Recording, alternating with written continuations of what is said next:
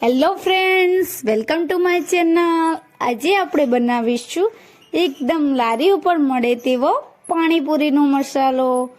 તો છે ને, જોઈને જ ખાવાનું મન થઈ જાય એવો સરસ પાણીપુરીનો મસાલો।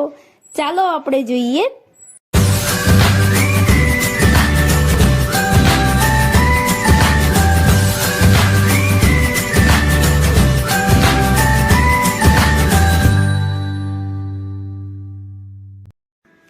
બજાર જેવો પાણીપુરીનો મસાલો બનાવવા માટે આપણે અહીંયા 500 ગ્રામ બટેકા બાફીને લઈ લઈશું।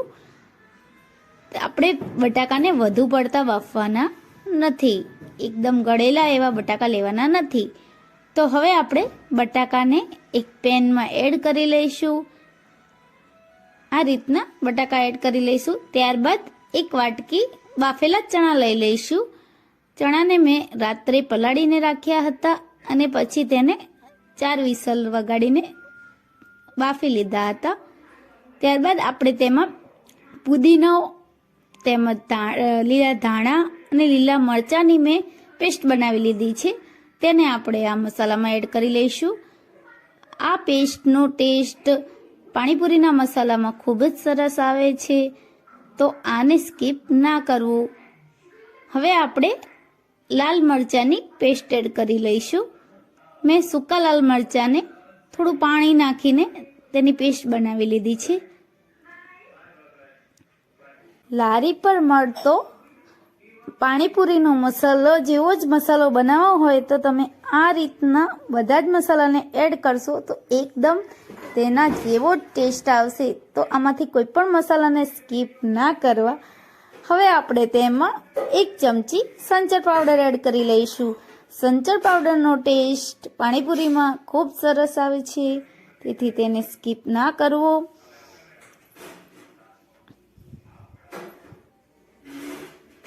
હવે આપણે તેમાં 1/4 ટીસ્પૂન ધાણા જીરું પાવડર એડ કરી લઈશું। ધાણા જીરું તમારે ના નાખવું હોય તો તમે તેને સ્કીપ કરી શકો છો।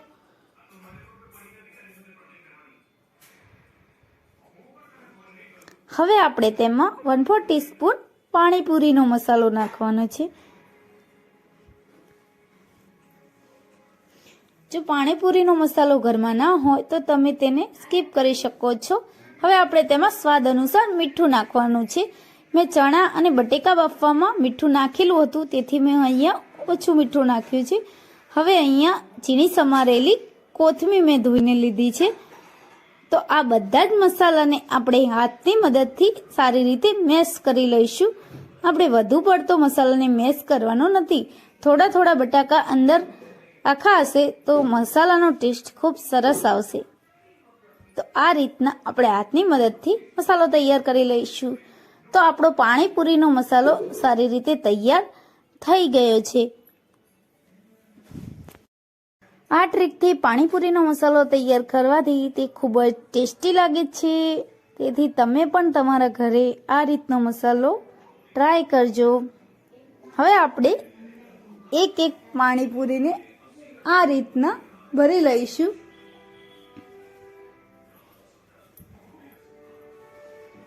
પૂરીમાં આપણે આ રીતના થોડો થોડો મસાલો કરીને ભરી લઈશું।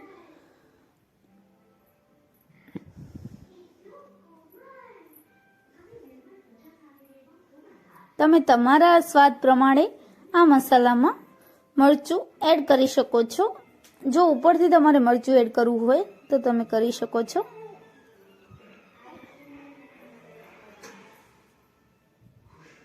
આપણે આ રીતના બધી પાણીપુરીને ભરી લઈશું। ત્યારબાદ આપણે તેમાં થોડી ડુંગળી અને સેવ દ્વારા આપણે એને ગાર્નિશ કરી લઈશું।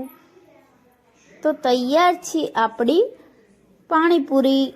તો બજાર જેવો મસાલો ઘરે આ ટ્રીકથી બનાવવાથી તે એકદમ ટેસ્ટી લાગે છે।